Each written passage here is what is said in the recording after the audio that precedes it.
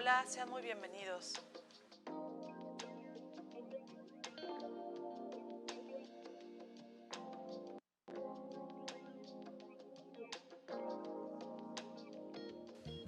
Hola, soy Rocío Cerón, soy poeta, editora y ensayista, y creo que lo más importante en la vida es la poesía.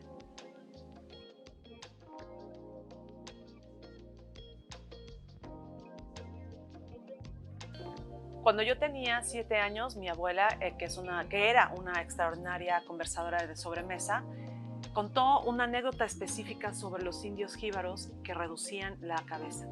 A mí me impresionó mucho la historia, pero pocos meses después ella trajo específicamente una cabecita reducida, que yo no sé si habrá sido cierta o falsa, o auténtica o no, pero lo que sí me abrió fue la posibilidad de entender que aquello que venía de los libros, porque ella era una gran lectora, podía hacerse real y podía hacer que existiera en la realidad. Entonces, para mí en ese momento sí dije, bueno, es que de seguro existen los vampiros, los hombres lobo y todas estas cosas, pero en el fondo fue más impactante.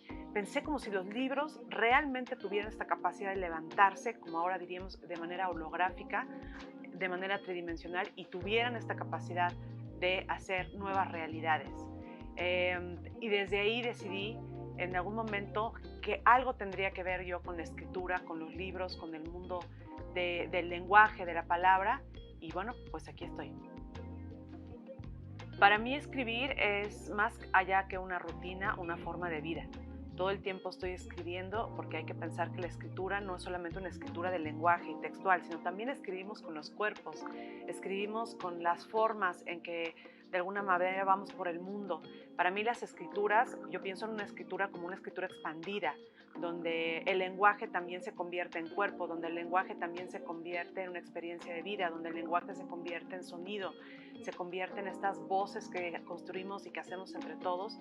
Entonces, mi ritual de escritura en el fondo tiene que ver con que estoy escribiendo siempre, estoy escribiendo textualmente, pero estoy también produciendo de pronto piezas, poemas sonoros, ¿no? Y esa es otra forma de escritura. Entonces, todo el tiempo estoy escribiendo y mentalmente, aunque no me sienta a escribir o escribir a mano, porque también escribo mucho a mano, estoy pensando, ¿no? Estoy pensando y ya mi cerebro está escribiendo el verso futuro. Y creo que eso debe pasarle a muchos escritores. Entonces, en el fondo, siempre estoy escribiendo.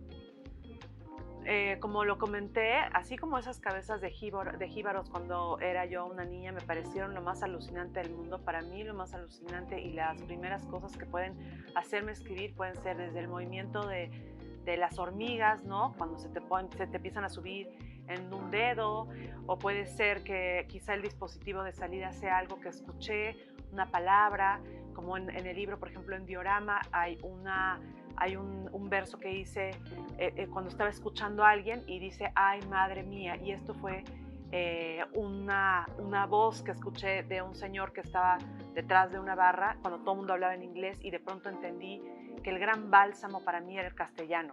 Entonces, cualquier cosa, si uno va abierto por el mundo como una suerte de esponja, de porosidad, de entidad porosa que va descubriendo y asombrándose con el mundo, cualquier cosa, hasta lo más nimio, hasta el pedacito de piedra en el piso o hasta aquello que ves con el rabillo del ojo, es el principio de un poema. Bueno, lo que hay que entender siempre es que el lenguaje encarna, o sea, el lenguaje, como cuando decimos que hay una frase lapidaria, ¿no? Y sentimos esas frases lapidarias y dices, ay, es que me dijeron tal, y sientes incluso casi el golpe, ¿no? De lo que te dijeron, o el peso de una frase, o el peso de una palabra. Yo creo que el lenguaje encarna, como a la vez también nosotros articulamos el lenguaje a través del cuerpo. O sea, no debemos olvidar que toda escritura también es cuerpo, porque somos cuerpo. O sea, no hay manera de que podamos traducir o podamos interpretar esa vivencia si no es que a través de los propios sentidos y del cuerpo. Entonces, esa relación que siempre va a haber entre el interior y el exterior, entre lo que vemos, lo que escuchamos, lo que sentimos, lo que probamos y cómo lee el cuerpo y cómo interpreta, ¿no? Siempre está presente. En mi caso, yo creo que ya ni siquiera me lo cuestiono, o sea, es algo que estos procesos sinestésicos, estos procesos transdisciplinares están todo el tiempo ahí. Por eso me parece que el lenguaje, que puede ser textual, puede convertirse en mi caso a piezas que van a lo sonoro, que van a lo visual, que van a lo áptico, que van al performance, al cuerpo, y a su vez yo puedo, ¿no?, trabajar con todos estos nutrientes, con todas estas experiencias y que salen en el poema. O sea, no va siempre como de ida y vuelta la nutrición, digamos, mutua, ¿no? La forma en que el mundo se adentra y que uno también hace que en el lenguaje, en el poema, esté también justamente estas venas comunicantes entre todos los procesos del exterior y del interior, pasando siempre por el cuerpo.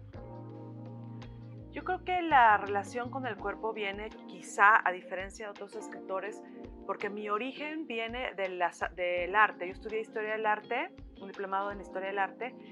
Empecé haciendo performance, empecé haciendo poesía visual, instalación en los 90s, y luego me dediqué solamente a escribir durante muchos años y luego regresé otra vez a este origen del performance, la poesía visual, la poesía sonora, la transdisciplina, etc.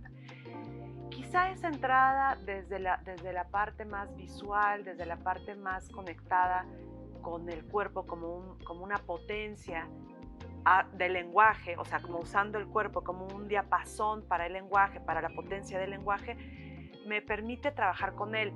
Esa es una parte importantísima. La otra es que en algún momento yo escuché una entrevista con Sergio Parra, que es un poeta chileno que tiene una librería en Santiago de Chile que se llama Metales Pesados. Y él hablaba de que la poesía o la literatura en general tenía un cobro, tenía una factura en el cuerpo de los escritores. Y lo facturaba a través de, que podía ser, por ejemplo, de gente que podía dedicarse de pronto al alcoholismo, ¿no?, que se daba, o que se quedaba ciego, o así. Y yo dije, claro, a lo mejor lo que sucede es que el cuerpo se queda, de pronto somos tan mentales los escritores, todo sucede en la cabeza, que el cuerpo se queda como en un segundo plano. Y me parece que de pronto darle esta potencia al cuerpo, permitirle que el lenguaje también se transpire por el cuerpo, permite que no enloquezcas, permite que no te suicides, permite que no. Y yo, por lo menos a título muy personal, yo creo que a mí me ha permitido justo estas pulsiones que puede tener la escritura y el escritor, ¿no?, de meterse de pronto en los abismos. A mí me ha permitido que el performance, que esta poesía expandida, estas escrituras expandidas que pasan siempre por el cuerpo, libere, ¿no? Y todo se concentre en el poema y en la expansión del poema a través de la poesía sonora, del performance, etc. Y dejar que esa energía, ¿no?, esté todo el tiempo circulando, porque también cuando uno hace estos performances, la circulación se da en el contacto con el cuerpo de los otros. Yo he dicho en esto que no importa que el cuerpo sea digital, porque de mi cuerpo digital a tu cuerpo digital seguimos haciendo cuerpo.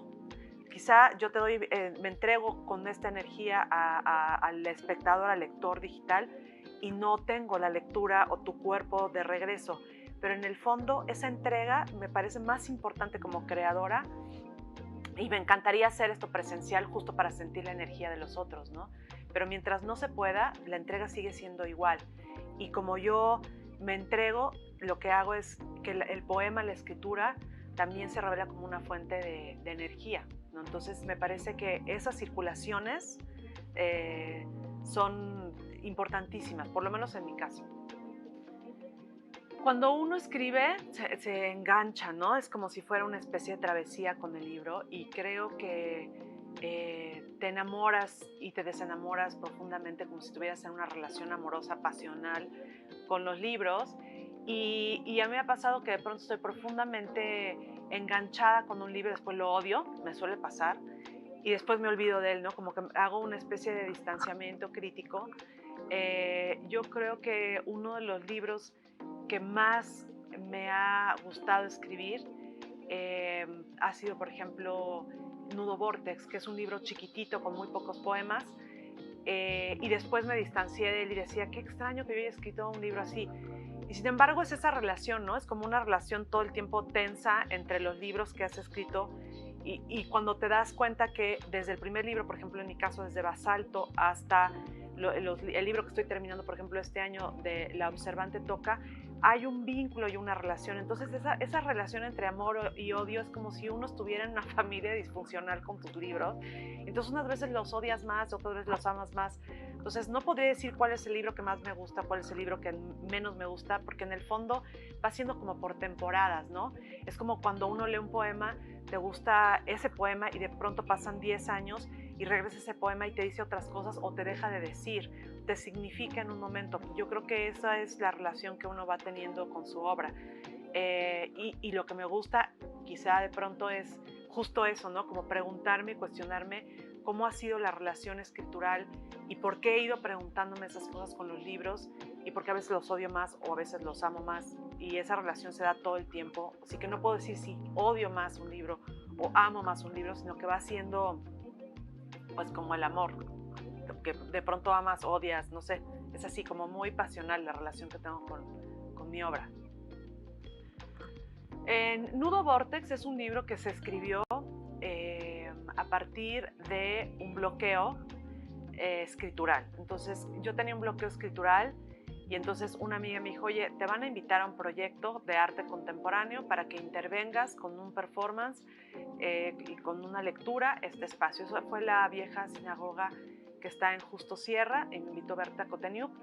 Entonces fui, hice una serie de levantamientos fotográficos y empecé a escribir este poema y en realidad se fue, como yo digo, como bailando, como las máscaras que se bailan, ¿no? Que las vas usando y van teniendo como este cuerpo y esta potencia.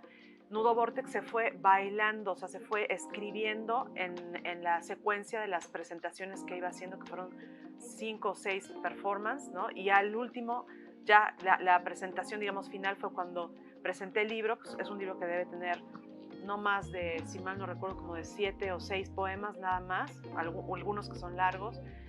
Y es muy, es como el gran descubrimiento también del cuerpo, es el gran descubrimiento de la sexualidad, es el gran descubrimiento del deseo como motor profundo, que siempre he sabido que es el deseo, el gran motor profundo de la humanidad, pero de pronto, no sé, a mis 43 años, 42 años que lo escribí, como que retomarlo, 44 creo que tenía, retomar ese tipo de cosas fue muy potente.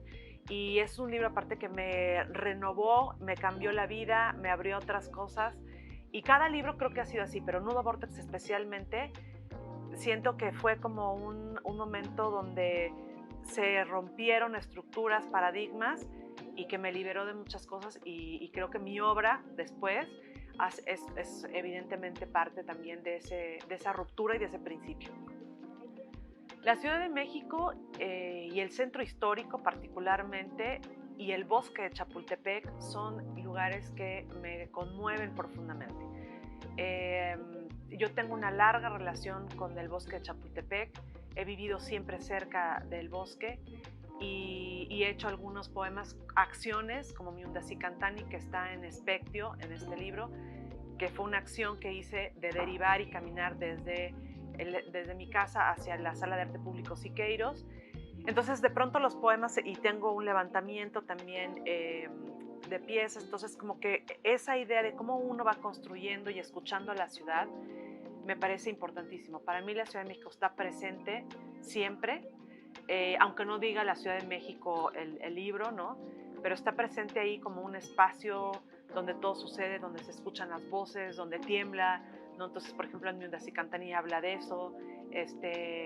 En Basalto también hay poemas que están relacionados con la Ciudad de México y con el centro histórico. A mí el centro histórico me parece alucinante, y de hecho trabajo en la Universidad de Claustro Sor Juana, entonces pues voy al centro muchas veces, ahora en la pandemia menos, pero y voy a las ferias del libro del Zócalo y he asistido a muchísimas cosas que suceden en el centro, como esto, como lo que les decía de Nudo Vortex, que es la primera sinagoga que existió en la Ciudad de México, que está en Justo Sierra.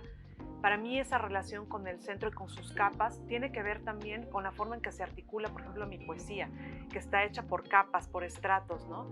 Entonces creo que para mí la Ciudad de México es importantísima, profundamente importante. Yo creo que la poesía y la literatura, pero sobre todo la poesía, es el espacio más profundamente humano, es el profundo espacio de la condición humana. Eso no quiere decir que la narrativa no, o el ensayo, no, para nada, pero creo que la poesía toca una serie de fibras y puede llegar de verdad a tener como este contacto con los subterráneos de la condición humana y de entrada como nutrirse de ahí, pero también regresarle a las personas una parte como de la fe, una parte como de saberse que no importan, no nada más vivimos para trabajar, no nada más somos esclavos de un sistema que nos obliga a producir y al mismo tiempo ser desechables, sino que en el fondo lo más importante son esas cosas íntimas, esas cosas empáticas, esos espacios de encuentro. Y la poesía te permite el espacio de encuentro entre las voces de los otros y tú en el poema, por ejemplo en los libros o en la pantalla, en el espacio, digamos, en el continente del texto, pero también en el espacio de lo sonoro, en el espacio del cuerpo, en el espacio de la poesía visual. O sea, creo que la poesía sí es un lugar en todas sus manifestaciones, la poesía expandida, en todas sus manifestaciones, es un lugar de encuentro que nos permite revelarnos los unos a los otros. Y creo que en este momento, revelarnos, saber que somos, quiénes somos, dónde estamos, es más importante que estar, ¿no? Nada más sobreviviendo y sobreviviendo para hacer más dinero, para ser más exitosos o más poderosos, ¿no? O sea, creo que lo que importa, lo que nos ha traído la pandemia es humildad y en esa humildad entender que lo más importante es esos espacios íntimos y de profundo reconocimiento del otro. Y la poesía tiene eso.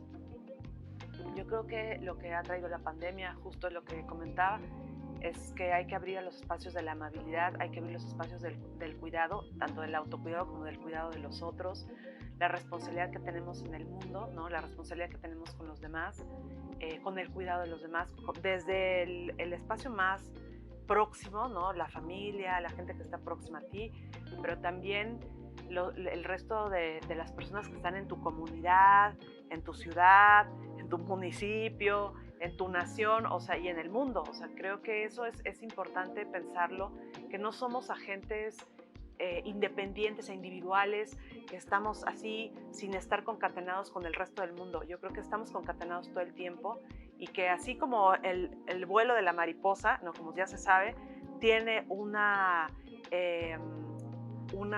influencia en lo que sucede en el resto del mundo, también nosotros tenemos una influencia con cada uno de los actos y de las acciones que hacemos todos los días. Y eso es una de las grandes lecciones de esta pandemia, que es que no podemos pensar solamente por nosotros mismos, sino siempre hay que pensar también en colectivo, en comunidad, y eso la literatura, el arte, es importantísimo que siga sucediendo.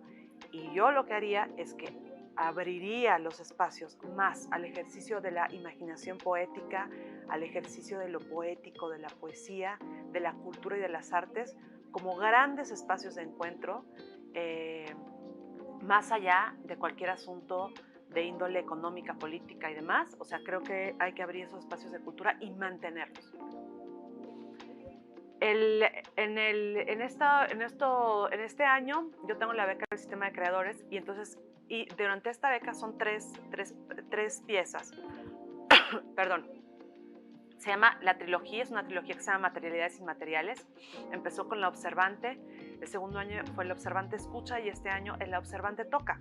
Entonces, cuando empecé a escribir estos poemas tenía que ver justo con lo que tocamos, con el arte áptico, con la literatura áptica. Y entonces me preguntaba qué significaba justo esto, tocar el mundo externo, tocar el mundo interno, los objetos, cómo los reconocemos, cómo los vamos leyendo, cómo los vamos traduciendo. Y cuando llegó la pandemia, pues ya no era tan fácil salir a la calle. Entonces lo que hice fue un registro del espacio más íntimo que es mi cama. Entonces hay una bitácora que da cuenta de ello, que está en @laobservante, que está en Instagram y que de hecho que da el recuento de toda la trilogía, que son estos 3 años de producción, y que da cuenta de esto, de cómo la cama se convierte en un espacio cartográfico, psicocartográfico, ¿no? Donde se va revelando el miedo, se va revelando muchísimas cosas a partir de los pliegues y del espacio íntimo de los residuales, de la huella del cuerpo, ¿no? Y entonces hice toda esta serie. Hay una serie fotográfica, hay una serie de piezas sonoras, de poemas sonoros, hay una serie, acabo de publicar también un texto que apareció en la bitácora del encierro en el Instituto 17 y la UAM Coajimalpa. Entonces, bueno, es como una pieza transmedial porque va generándose en el espacio sonoro y van teniendo como distintas partes que van entablando como una relación entre ellas. Entonces, lo pueden ver en @laobservante en Instagram y también en el SoundCloud, que hay varias piezas ahí, que es Rocío Cerón Lab, en el SoundCloud, y en mi página de Facebook, que es Diorama Rocío Cerón, donde doy cuenta justamente de cómo he ido leyendo estos procesos y cómo se han ido articulando estas piezas y estos poemas, ¿no? En sus múltiples dimensiones y narrativas o poéticas transmediales. Pues yo creo que el proyecto futuro es cómo se va a articular esto en el espacio público, o en el espacio de contacto con los lectores, ¿no? Y cuando hablo de los lectores, hablo también de un lector 360 grados. O sea, una de las cosas que pasa con mi obra es que no necesita un lector muy activo, un lector que no nada más se quede con la lectura del libro, sino que pueda ser un lector visual, un lector sonoro, ¿no?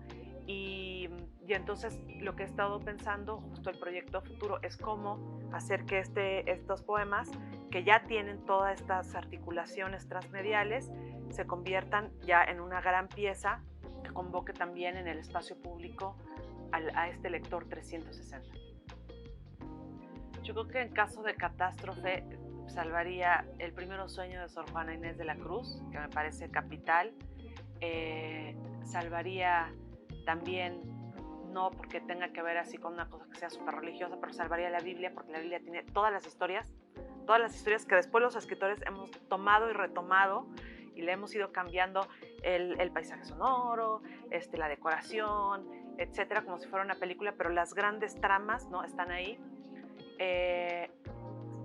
Y si pudiera, o sea, no que fuera un libro, también, al igual que lo capital del Primero Sueño o de la Biblia, sería toda la obra de Shakespeare. Porque la obra de Shakespeare también, y si pudiera el Quijote también, tiene toda esta dimensión de la condición humana. Y yo creo, ¿por qué salvaría estos libros? Los salvaría porque en ellos podríamos, si pasaran los siglos y los pudiéramos dejar ahí, podríamos reconocernos en 1000 años. Esos serían mis libros capitales.